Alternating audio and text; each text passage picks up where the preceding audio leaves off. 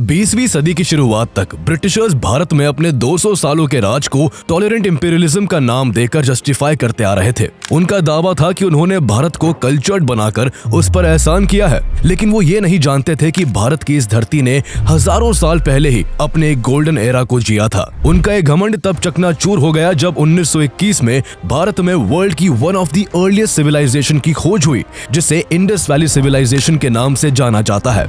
आज से लगभग 100 साल पहले इंडस वैली सिविलाइजेशन के दो प्रमुख शहर हड़प्पा और मोहनजोदारो की खोज हुई, जिससे ये साबित हुआ कि भारत में करीब 5000 साल पहले ही एक वेल कल्चर्ड और सिविलाइज्ड सोसाइटी मौजूद थी। ये शहर किसी सामान्य बस्ती जैसे नहीं थे, बल्कि यहाँ organised roads, massive buildings, amazing drainage system का जबरदस्त बंदोबस्त था। समय के साथ हुए एक्सकेवेशंस में टेराकोटा पॉट्स, कीमती आभूषण, स्केलेटन्स और डिफरेंट स्टैचूज मिले, जो उस समय के कल्चर और लाइफस्टाइल की कहानियां बयां करते हैं। जैसे जैसे सभ्यता को लेकर खुदाई आगे बढ़ी, वैसे वैसे एक पूरी दुनिया सामने आती गई, जहां इस सिविलाइजेशन के एग्रीकल्चर, ट्रेड, टेक्नोलॉजी और आर्किटेक्चर ने दुनिया को हैरानी में डाला, तो वही इसके वाटर मैनेजमेंट और ड्रेनेज सिस्टम इतने शानदार थे कि आज भी दुनिया के कई शहरों में ऐसी फैसिलिटीज नहीं है। दशकों तक चली खुदाई में यहाँ से उस समय की स्क्रिप्ट का भी पता चला, लेकिन आश्चर्य की बात यह है कि मेसोपोटामियन और इजिप्शियन जैसी एंशिएंट सिविलाइजेशन की लैंग्वेज पढ़ी जा चुकी है, लेकिन इंडस वैली सिविलाइजेशन की स्क्रिप्ट को पिछले 100 सालों की कोशिश के बाद भी आज तक सॉल्व नहीं किया जा सका है। तो आइए जानते हैं कहानी दुनिया की इस प्राचीन और महान सिंधु घाटी सभ्यता की। इस सिविलाइजेशन के बारे में ऐसा क्या खास है जिसने पूरी दुनिया को हैरान कर दिया? आखिर मलबों के अंदर दबे हुए इन शहरों की खोज कैसे हुई? क्यों इस सिविलाइजेशन की लैंग्वेज को 100 साल की खोज के बाद भी नहीं समझा जा सका है? और आखिर ऐसा क्या हुआ था जिससे इस महान सिविलाइजेशन का ऐसा अंत हुआ कि आज उसके वजूद की कहानी महज खंडरों में ही सिमट कर रह गई है। इंडस वैली सिविलाइजेशन की खोज के बारे में जानने के लिए हमें आज से लगभग 2 शताब्दी पीछे जाना होगा, जब साल 1829 में ईस्ट इंडिया कंपनी की नौकरी छोड़ चुके चार्ल्स मेसन एक बार सिख एम्पायर के रूलर महाराजा रणजीत सिंह से मिलने लाहौर जा रहे थे। लाहौर जाने के लिए वो पंजाब प्रोविंस में पहुंचे ही थे कि वहां उन्हें एक जगह बहुत सारे खंडर और उनमें मौजूद तरह तरह के रिमेनिंग्स दिखाई दिए, जो काफी प्राचीन होने का प्रमाण दे रहे थे। वो इस बात से बेखबर थे कि उन्होंने अनजाने में दुनिया की हजारों साल पुरानी सभ्यता का एक प्राचीन शहर खोज निकाला है। लेकिन हिस्ट्री के प्रति उनका पैशन इतना स्ट्रॉन्ग था कि उन्होंने जो कुछ भी देखा उसे डॉक्यूमेंट करना शुरू कर दिया और बाद में इस जानकारी को अपनी एक किताब में अराइवल एट हड़प्पा नाम का टाइटल देकर पब्लिश किया। इसके बाद 1831 में British traveller sir Alexander Burns और 1853 में British military officer and archaeology के शौकीन सर अलेक्जेंडर कनिंघम ने हड़प्पा का दौरा किया। अलेक्जेंडर कनिंघम इस जगह से इतने आकर्षित हुए कि उन्होंने 1856 में फिर से यहाँ का दौरा किया और यहाँ उन्हें खंडरों में कई सिक्के मिले जो हजारों साल पुरानी सभ्यता के होने का प्रमाण दे रहे थे। अलेक्जेंडर कनिंघम को यहाँ की हर चीज एक मिस्ट्री की तरह नजर आ रही थी, जिसे वो सुलझाना चाहते थे। इसलिए 1861 में जब वो मेजर जनरल के पद से रिटायर हुए तो उन्होंने आर्कियोलॉजी की स्टडी और कंजर्वेशन के लिए एक डेडिकेटेड ऑर्गेनाइजेशन को बनाने पर फोकस किया। उनकी ही पहल पर 1861 में आर्कियोलॉजिकल सर्वे ऑफ इंडिया यानी ASI की स्थापना हुई और उनको ASI का पहला डायरेक्टर जनरल नियुक्त किया गया। अलेक्जेंडर कनिंघम पहले व्यक्ति थे जिनकी वजह से ये जगह ASI के संरक्षण में आ गई थी। उन्होंने 1872 और 1873 के अराउंड यहाँ कुछ स्मॉल ट्रायल एक्सकेवेशन भी किए थे, जिसमें मिली चीजों और जानकारियों को लेकर उन्होंने ASI की पहली रिपोर्ट पब्लिश की, जिसमें वहाँ एक सील मिलने की बात की गई थी। एक काले रंग की सील पर बिना कुबड़ वाला एक बैल उकेरा हुआ था, जिसकी गर्दन के नीचे 2 तारे बने हुए थे और बैल के ऊपर 6 कैरेक्टर्स का एक इंस्क्रिप्शन भी लिखा हुआ था। इसके बाद हड़प्पा की खोज में सबसे अहम काम 1902 में सर जॉन मार्शल के ASI का डायरेक्टर बनने के बाद हुआ। जॉन मार्शल ने हड़प्पा में बड़े लेवल पर खुदाई का काम शुरू करवाने का फैसला किया और उन्होंने इसकी जिम्मेदारी इंडियन आर्कियोलॉजिस्ट दयाराम साहनी को सौंपी।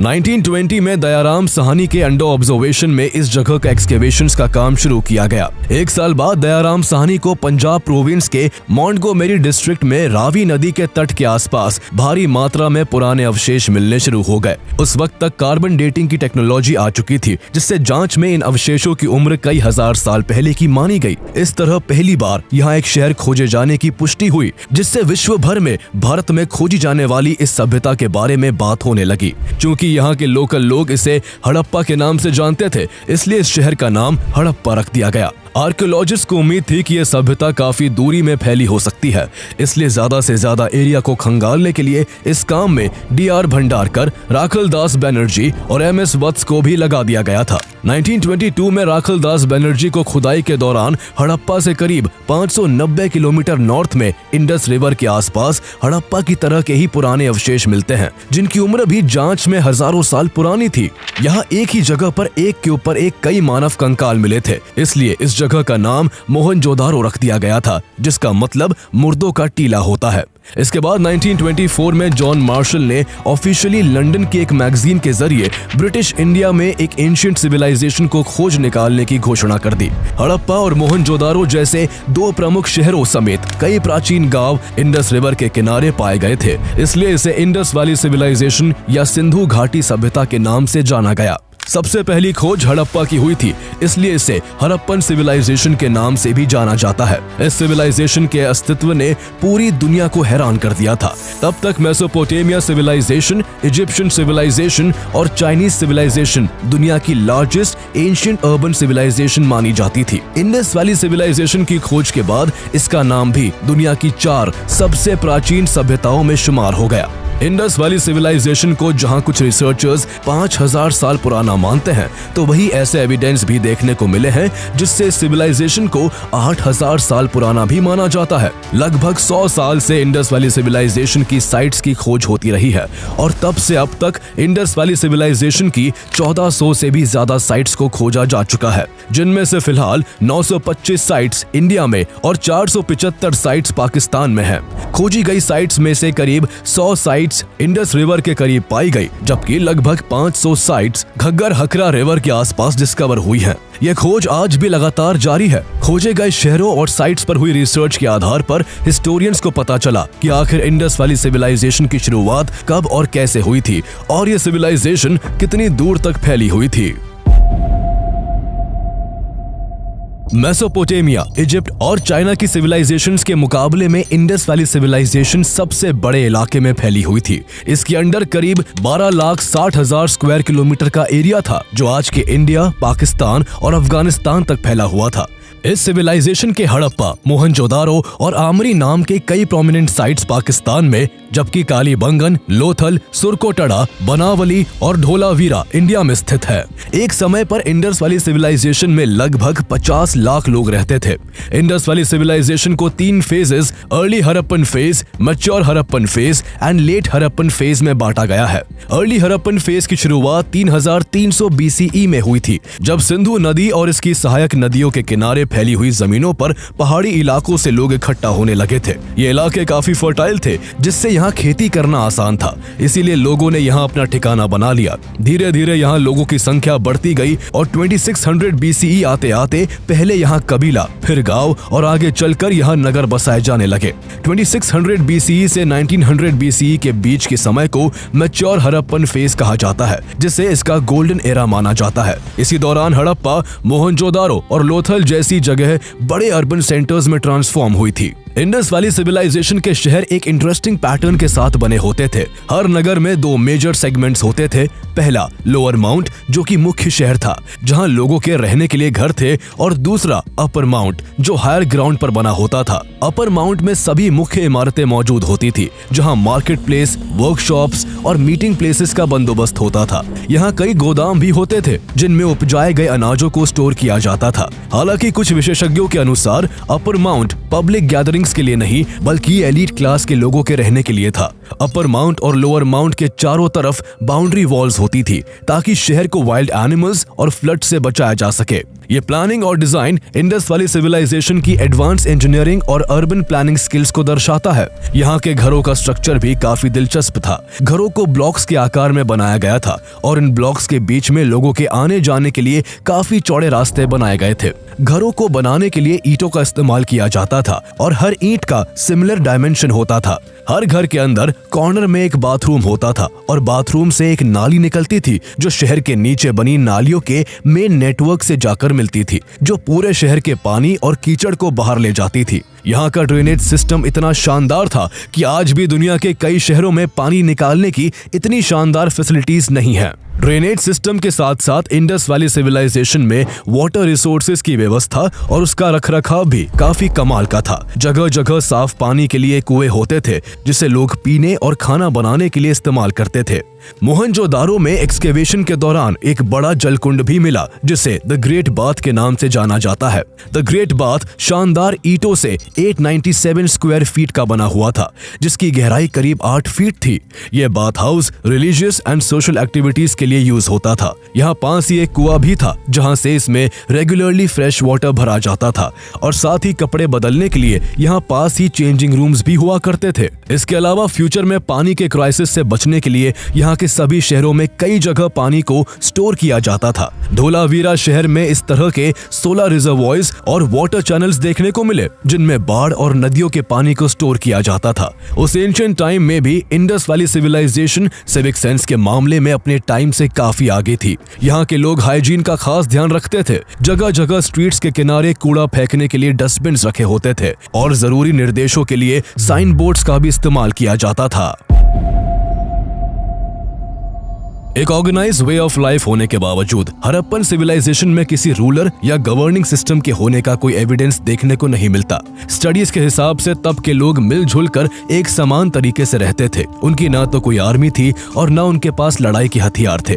इस सिविलाइजेशन में वॉरफेयर का भी कोई एविडेंस नहीं देखने को मिलता। इसके अलावा रिसर्च के दौरान आर्कियोलॉजिस्ट को यहाँ किसी टेम्पल के होने के सबूत तो नहीं मिले, लेकिन पाए गए कुछ सील से इंडस वैली सिविलाइजेशन के लोगों के रिलीजियस होने का अंदाजा लगाया जाता है। इन सील्स में पशुपति सील, प्रोसेशन सील और स्वास्तिका सील शामिल है। पशुपति सील पर एक त्रिशूल लिए हुए योगासन में बैठे व्यक्ति की छवि देखने को मिली जिनके अराउंड एलिफेंट, टाइगर, बफलो और राइनोसरस जैसे जानवरों की छवियां थी। इस मुहर पर कई बैंगल्स, एक हेड ड्रेस और टॉप पर 7 लेटर्स का इंस्क्रिप्शन भी मौजूद है। पशुपति सील को देखकर जहां कुछ ने यह अनुमान लगाया कि तब के लोग शिव की पूजा करते होंगे, तो वही कई सील्स में पीपल के पेड़ और 1 हॉर्न यूनिकॉर्न के साइन भी मिले, जिससे ऐसा माना गया कि हड़प्पन सिविलाइजेशन के लोग भगवान को पूजने के बजाय नेचर को ज्यादा इंपॉर्टेंस देते होंगे। ट्री और स्नेक वर्शिप के साथ साथ योनि वर्शिप के एविडेंस भी कई जगहों पर देखने को मिले। बेहतरीन आर्किटेक्चर और टेक्नोलॉजी से अवेयर इंडस वैली सिविलाइजेशन के लोग आर्ट में भी काफी अच्छे थे। मोहनजोदारो में ब्रोंज की एक मूर्ति मिली जिस पर डांस करते हुए एक नर्तकी की तस्वीर उकेरी हुई थी। इससे पता चलता है कि यहाँ के लोग मनोरंजन के लिए नाचते और गाते भी थे और यहाँ सिंगिंग और डांसिंग एक डेवलप्ड आर्ट फॉर्म था। लोग मिट्टी, पत्थर और मेटल्स का यूज करके ज्वेलरीज, टॉयज और बर्तन बनाते थे। यहाँ पत्थर से बने औजारों का इस्तेमाल होता था। साथ ही लोग गोल्ड, सिल्वर, कॉपर, लेड और ब्रॉन्ज के बारे में भी जानते थे। गोल्ड, सिल्वर और कीमती पत्थरों के उपयोग से कई तरह के सुंदर आभूषण भी बनाए जाते थे। सिंधु घाटी सभ्यता के लोग अपने लाइवलीहुड के लिए मेनली एग्रीकल्चर और ट्रेड पर निर्भर थे। यहाँ गेहूं, जौ, दाल, सरसों, सब्जी और मसाले की खेती की जाती थी। इंडस वैली के लोग पहले ऐसे लोग थे जिन्होंने सबसे पहले कॉटन का इस्तेमाल किया था। फार्मर्स कॉटन को स्पिन और वीव किया करते थे और लोगों में ऊन के कपड़े पहनने का चलन था। खेती के साथ साथ लोग पशुपालन भी करते थे। ऊंट, भैंस, बकरी, कुत्ता और बिल्ली जैसे जानवरों को पाला जाता था और बैलों से खींची जाने वाली गाड़ियां भी चलाई जाती थी। इसके अलावा लोग बिजनेस के मामले में भी काफी अच्छे थे। ये लोग सिर्फ आपस में ही बिजनेस नहीं करते थे, बल्कि इनका व्यापार ग्लोबल लेवल तक फैला हुआ था। उस दौरान जो कंटेम्प्रेरी मेसोपोटामियन सिविलाइजेशन थी, उसके शहरों के साथ भी इंडस वैली के लोगों का व्यापार होता था। मेसोपोटामियन सिविलाइजेशन में सिंधु घाटी को मेलुहा के नाम से जाना जाता था। मेसोपोटामिया के लोग यहाँ से कॉटन, टिम्बर और एबनी को हाई वॉल्यूम्स में इंपोर्ट करते थे। सेसेमी ऑयल और लापिस लाजुली जैसे लग्जरी आइटम्स भी इंडस वैली सिविलाइजेशन से इंपोर्ट किए जाते थे। इतना ही नहीं, सिंधु घाटी के लोग व्यापार के लिए सील्स का इस्तेमाल करते थे, जिन पर खास तरह के सिंबल्स बने होते थे, जिन्हें लोग ब्रांड या पहचान के सिंबल के तौर पर यूज किया करते थे। चीजों को एक्यूरेटली मेजर करने और उनके वजन का सही पता लगाने के लिए वेट्स और मेजर्स इक्विपमेंट्स का इस्तेमाल होता था। इंडस वैली सिविलाइजेशन की साइट से मिली सील्स और रिमेन से यूं तो आर्कियोलॉजिस्ट को इस सिविलाइजेशन के बारे में काफी कुछ पता चला, लेकिन न जाने कितनी ऐसी मिस्ट्रीज हैं जिन्हें सिर्फ इसलिए नहीं सुलझाया जा सका क्योंकि रिसर्चर्स 100 साल की कोशिश के बाद भी आज तक इस सिविलाइजेशन की भाषा को पढ़ने में नाकाम रहे हैं। इंडस वैली सिविलाइजेशन की अपनी खुद की लैंग्वेज थी, जिसका सबूत एक्सकेवेशन से मिली कई हजार सील्स, बहुत सारी टेराकोटा टैबलेट्स और मेटल ऑब्जेक्ट्स पर देखने को मिलता है, जिन पर इंस्क्रिप्शंस लिखे हुए हैं। इन इंस्क्रिप्शंस को ही इंडस स्क्रिप्ट कहा जाता है। इंडस स्क्रिप्ट को पढ़ने के लिए हिस्टोरियंस करीब 100 साल से लगातार कोशिश कर रहे हैं, लेकिन इसे पढ़ पाने का अभी तक कोई रास्ता नहीं निकल पाया है। केवल इंडस वैली सिविलाइजेशन को छोड़कर मेसोपोटेमियन, इजिप्शियन और चाइनीज जैसी एंशिएंट सिविलाइजेशंस की भाषा को समझा जा चुका है। अगर इजिप्शियन लैंग्वेज की बात करें तो हिस्टोरियंस इजिप्शियन लैंग्वेज को इसलिए डिकोड कर पाए क्योंकि लगभग 200 साल पहले एक आर्कियोलॉजिकल एक्सकेवेशन में एक बड़ा सा पत्थर मिला था, जिसे रोसेटा स्टोन नाम दिया था। रोसेटा स्टोन पर इजिप्शियन हायरोग्लिफ्स में कुछ लिखा हुआ था जिसे कोई नहीं समझ सकता था, लेकिन इसी स्टोन पर नीचे वही बात एंशिएंट ग्रीक में लिखी हुई थी। चूंकि ग्रीक भाषा को लोग समझते थे, इसलिए पत्थर उस समय गूगल ट्रांसलेट की तरह काम आया और इस तरह इजिप्शियन लैंग्वेज को समझा गया, जिससे उस सभ्यता के बारे में दुनिया को जानने को मिला। लेकिन समस्या यह है कि इंडस स्क्रिप्ट को समझने के लिए ऐसा कोई टैबलेट या स्टोन नहीं मिल सका है, जिस वजह से उसकी भाषा को अभी तक नहीं जाना जा सका है। हालांकि इसके बावजूद 100 से भी ज्यादा बार इस स्क्रिप्ट को पढ़ने के अटेम्प्ट्स हुए हैं, जिससे कुछ बातें श्योरली कही जा सकती है। पहली ये कि इंडस वैली सिविलाइजेशन की लैंग्वेज लेफ्ट टू राइट की बजाय राइट टू लेफ्ट लिखी जाती थी। यहाँ पाए गए कुछ सील्स जिनमें मोस्टली साइंस बने हुए थे, उनमें पाया गया कि जब जब ये साइंस बाई तरफ खत्म हो रहे थे, तब उन्हें काफी चिपकाकर छोटा छोटा लिखा गया था। ये ठीक वैसे ही था जैसे हमें लिखते समय जब जगह कम पड़ने लगती है तो हम लास्ट के वर्ड्स को काफी छोटा और चिपका कर लिख देते हैं। दूसरी चीज ये देखी गई कि सील्स पर जहां इंडस स्क्रिप्ट में कुछ टेक्स्ट होता था, वहां उसके नीचे एक बड़े एनिमल का सिंबल एनग्रेव्ड होता था। सील्स पर राइनोसेरस, एलिफेंट, टाइगर और बुल जैसे जानवरों की छवि देखने को मिलती है। सबसे बड़ी चीज ये है कि इनको देखकर ऐसा लगता है कि जैसे ये पिक्चर्स और टेक्स्ट किसी बहुत बड़े पत्थर पर होते होंगे, जबकि असल में ये स्टोन सील्स सिर्फ 2.5 स्क्वायर सेंटीमीटर से 5 स्क्वायर सेंटीमीटर के छोटे आकार के होते थे, जिनमें टेक्स्ट और एनिमल पिक्चर्स दोनों आ जाते थे। इस सभ्यता की भाषा को समझने की कोशिश में हिस्टोरियंस ने इंडस स्क्रिप्ट के साइंस और सिंबल्स को भी कलेक्ट किया, जिनमें यह पाया गया कि उनकी स्क्रिप्ट में 400 साइंस थे। कुछ साइन और सिंबल्स स्टिक फिगर्स जैसे लगते हैं, जबकि कुछ फिश, टर्टल्स, क्रैब, इंसेक्ट्स और बर्ड्स जैसे दिखते हैं। क्योंकि इंडस स्क्रिप्ट में सिंबल्स की संख्या इतनी ज्यादा है, इसलिए हिस्टोरियंस का मानना है कि इंडस स्क्रिप्ट एक लोगोसिलैबिक स्क्रिप्ट है। लोगोसिलैबिक स्क्रिप्ट में इस तरह के साइंस का इस्तेमाल किसी वर्ड या साउंड को एक्सप्रेस करने के लिए किया जाता है। अगर एग्जाम्पल से समझे तो इंग्लिश अल्फाबेटिक लैंग्वेज है, जिसमें 26 लेटर्स होते हैं। इसके किसी भी लेटर का सेपरेटली कोई मीनिंग नहीं होता है। इन लेटर्स का कोई मीनिंग तभी हो सकता है जब लेटर्स को जोड़कर कोई वर्ड बनाया जाए। लेकिन ठीक उसके ऑपोजिट चीन की भाषा को अगर देखें तो उनमें कोई लेटर नहीं होता है। चीन की भाषा लोगोसिलैबिक है, जिसके अलग अलग साइन होते हैं और हर साइन का सेपरेटली अपना अलग मतलब होता है। ठीक इसी तरह इंडस वैली सिविलाइजेशन में साइन और सिंबल्स की लैंग्वेज का इस्तेमाल होता था। जो सील्स मिले उनमें ये देखा गया कि ज्यादातर इंस्क्रिप्शंस केवल 5 साइंस वाले थे, जबकि कुछ इंस्क्रिप्शंस ऐसे भी हैं जिनमें 26 सिंबल्स देखने को मिले। क्योंकि हड़प्पन कल्चर के लोग फॉरेन में भी ट्रेड करते थे, इस वजह से इंडस स्क्रिप्ट के कुछ सील्स पर्शिया और मेसोपोटेमिया में भी मिले। शुरुआती दौर में जब इंडस स्क्रिप्ट के साइंस वाले सील्स मेसोपोटेमिया में मिले तो कई रिसर्चर्स ने इसे मेसोपोटेमिया की स्क्रिप्ट का ही हिस्सा मान लिया और कहा गया कि इंडस स्क्रिप्ट भी इसी से डेवलप्ड हुई होगी। लेकिन बाद में ऐसे सारे दावे खारिज कर दिए गए। इंडस स्क्रिप्ट की ये गुत्थी कुछ इस कदर उलझी हुई है कि हिस्टोरियंस अभी तक किसी एक थ्योरी पर अग्री नहीं हो सके। सबके अपने अपने ओपिनियंस और एजम्पशंस है। कई बार इंडस स्क्रिप्ट को संस्कृत तो कई बार इसे द्रविड़ भाषा से संबंधित बताया जाता है। वही हिस्टोरियन स्टीव फार्मर के हिसाब से सील्स पर पाए गए साइन असल में कोई भाषा ही नहीं है। उनका कहना है कि अगर ये भाषा होती तो यहाँ के सील्स पर इजिप्ट और मेसोपोटामिया के जैसे लंबे लंबे टेक्स्ट होते। उनके अकॉर्डिंग इंडस वैली के साइन केवल कुछ चीजों को डिनोट करने के लिए होते होंगे।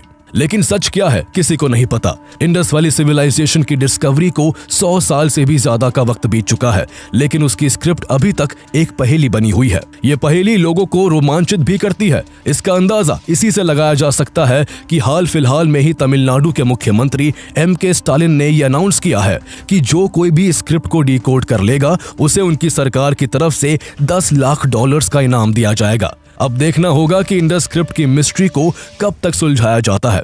लेकिन मिस्ट्री केवल इंडस वाली सिविलाइजेशन की भाषा को लेकर ही नहीं है, बल्कि एक रहस्य यह भी है कि जब ये सिविलाइजेशन इतनी एडवांस्ड, मॉडर्न, पीसफुल और वेल्दी थी तो आखिर इस महान सभ्यता का अंत कैसे हुआ। आर्कियोलॉजिकल रिकॉर्ड्स के हिसाब से 1900 BCE और 1300 BCE के बीच इस सिविलाइजेशन में रैपिड डिक्लाइन हुआ। इसी को लेट हड़प्पन फेज कहा जाता है। माना जाता है कि यूं तो पहले भी कई बार इस सिविलाइजेशन के कई शहर बाढ़ वगैरह से नष्ट हो गए थे, लेकिन उन्हें हर बार फिर से उन्हीं सेम ग्रिड पैटर्न्स का इस्तेमाल करके बना लिया गया था। मोहनजोदारो को कम से कम 9 बार बनाया गया था, लेकिन जैसे जैसे समय बीता हालात यहाँ बदतर होते गए। यहाँ सिटीज की प्लानिंग बंद हो गई, रोड्स पर और ड्रेनेज सिस्टम्स को मेंटेन नहीं किया गया। द ग्रेट बाथ वेस्ट से भर गया और मेसोपोटामिया के साथ ट्रेड लिंक्स खत्म हो गए। 1700 BCE तक ज्यादातर सिटीज खाली हो चुकी थी। ना तो लोग सेम राइटिंग सिस्टम का इस्तेमाल कर रहे थे और ना ही स्टैंडर्डाइज वेट्स और बिल्डिंग रेशियोज का यूज किया जा रहा था। लेट हड़प्पन फेज करीब 1300 BCE तक कंटिन्यू रहा और इसके बाद के सालों में ये सिविलाइजेशन हमेशा के लिए एक गुजरा हुआ वक्त बन गया। जिस तरह इंडस स्क्रिप्ट को लेकर कोई एकमत नहीं है,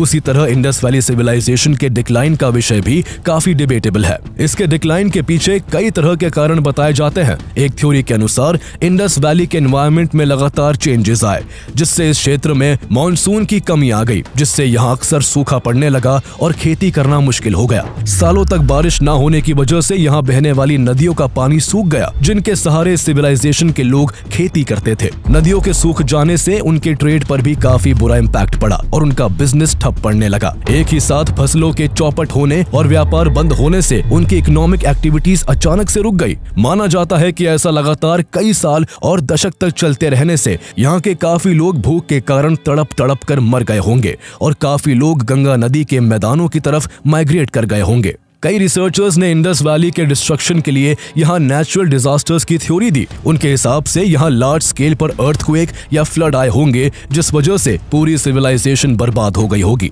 एक थ्योरी के हिसाब से यहाँ कोई महामारी हुई होगी, जिसे कंट्रोल न कर पाने की वजह से इस सभ्यता का अंत हुआ होगा। समय के साथ ये सेटलमेंट्स जमीन में दबते चले गए और उनके ऊपर नए शहर और नई सभ्यताएं जन्म लेने लगी। इसके अलावा ये भी माना जाता है कि इंडस वैली के वेस्ट में स्थित पहाड़ियों से आर्यंस ने यहाँ की टेरिटरी पर आक्रमण किया होगा। क्योंकि यहाँ के लोग शांति प्रिय थे, इसलिए वो आर्यंस का मुकाबला नहीं कर पाए होंगे और आर्यंस ने आसानी से उनकी आबादी को मार गिराया होगा। इस इन्वेजन के चलते जहाँ काफी लोग मारे गए होंगे, तो वही काफी लोग डर की वजह से यहाँ से भाग गए होंगे। लेकिन ये सब महज थ्योरीज है। सच्चाई क्या है आज तक किसी को नहीं पता। इंडस वैली सिविलाइजेशन की खोज को 100 साल से भी ज्यादा हो गए हैं, लेकिन अब भी दुनिया इस सभ्यता की ऐसी ही बहुत सी बातों से अनजान है। सोचने वाली बात यह है कि अभी तक जो कुछ इस सिविलाइजेशन के बारे में पता चला है, जब उसने दुनिया को इतना हैरान कर दिया, तो वही जब इसकी स्क्रिप्ट और बाकी चीजों को सुलझा लिया जाएगा, तब ना जाने इस ग्रेट सिविलाइजेशन के कौन कौन से रहस्य पता चलेंगे। देखने वाली बात होगी कि आज इतनी एडवांस एक्सकेवेशन टेक्नोलॉजी होने के बाद